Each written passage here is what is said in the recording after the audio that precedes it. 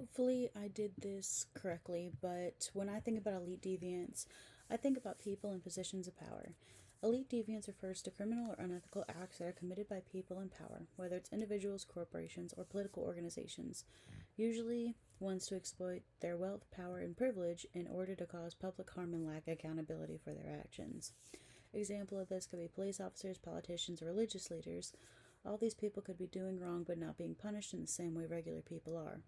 We see this inequality a lot in our society, and especially we've seen it in the media. It's also prevalent that people in authority are protected by the system itself, even when they clearly have done something wrong, and the justice system isn't actually equal, it's more conditional. The term accounts refers to explanations or justifications that people give after committing deviant acts in order to make their behavior seem reasonable either to themselves or in order to protect their reputation. There are different techniques of neutralization, which are specific strategies in order to deflect the guilt or responsibility. Some example of these are these being denial of responsibility. This is an example of saying outright, I wasn't at fault. Denial of injury. No one was hurt, so that makes it okay. Another one is denial of the victim. They deserve this treatment.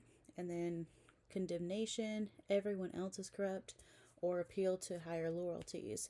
The purpose was for the greater good, or speaking on their higher power and their beliefs with their higher power is an example of that.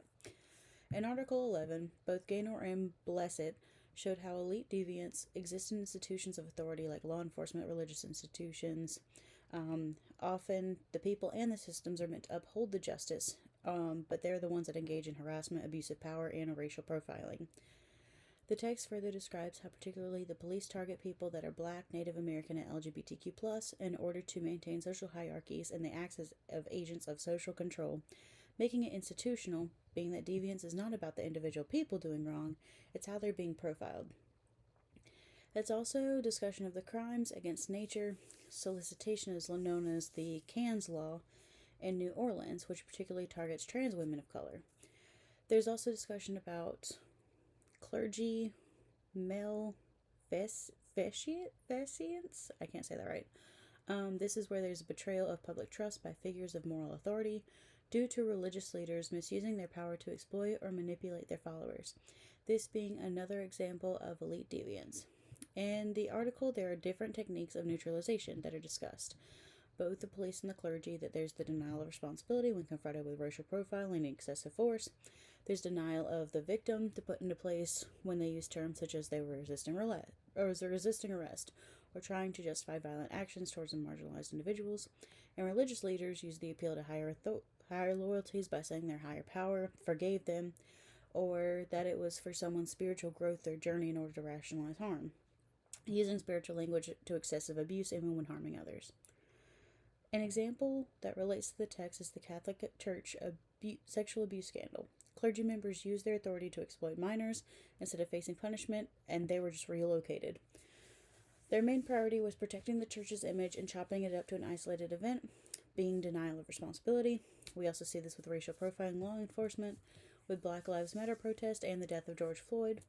I feel like it's a significant example of this. The police justified it to keep the community safe, but really it was just to target Black men and corrupt cops using their power of force against marginalized groups. And then moving on to what I had to say about Article 12.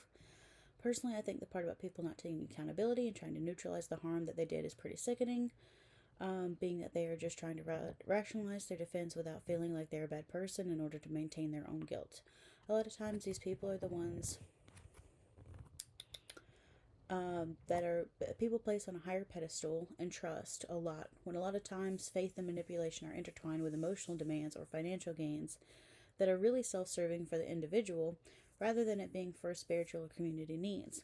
I really value accountability and transparency, and I think a lot of times people are not taught to question authority, especially in those kind of cases.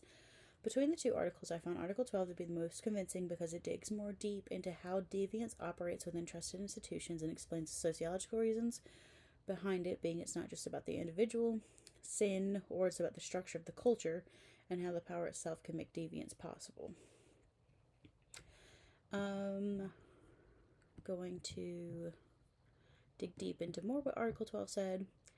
Shoup, I think is how you pronounce the author's name, discusses clergy misconduct and discusses fiduciary betrayal, as these people are trusted for other spiritual and emotional well being, but use that for personal gain, either that in a financial sense, a sexual sense, or an authoritative measure. It's discussed that this kind of misconduct is especially harmful for trust and moral authority that the clergy hold. One line that stood out to me was when it discussed the church's hierarchical structure itself can be cryogenic, meaning that it actually creates a perfect environment for deviants to thrive because there is no real accountability in order for there to be punishment and consequences and actions.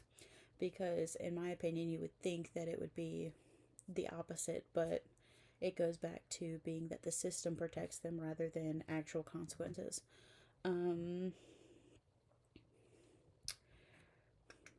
There's discussion of accounts and techniques of neutralization. They're justifications that people give in order to rationalize their deviant actions. And then there's the techniques of neutralization, in which they deny harm or responsibility. These rationalizations help people to continue their deviance without feeling like they're truly bad people. It helps their own personal guilt, but doesn't necessarily fix the issue or problem that they cause. One of the examples that this applies to is the Praise the Lord ministry scandal in the 80s. There was a famous televangelist that used his religious platform to build a multi-million-dollar empire through donations from his followers. Just like many church followers, he was using church funds for personal luxury. He was accused of sexual misconduct as well. He manipulated people economically and authoritatively with emotional manipulation, but then, however, justified his actions by saying he was persecuted for his faith, or being that it was part of God's larger plan, even though he continued to claim he's a man of God, even though he's facing a lot of criminal charges. And this has happened with a lot of mega churches and TV ministries, and I think people have even talked about Joel Osteen, and there's a BC channel or something that has been called out on news and media and stuff for having cases like that. But anyway, that was the example that I thought of.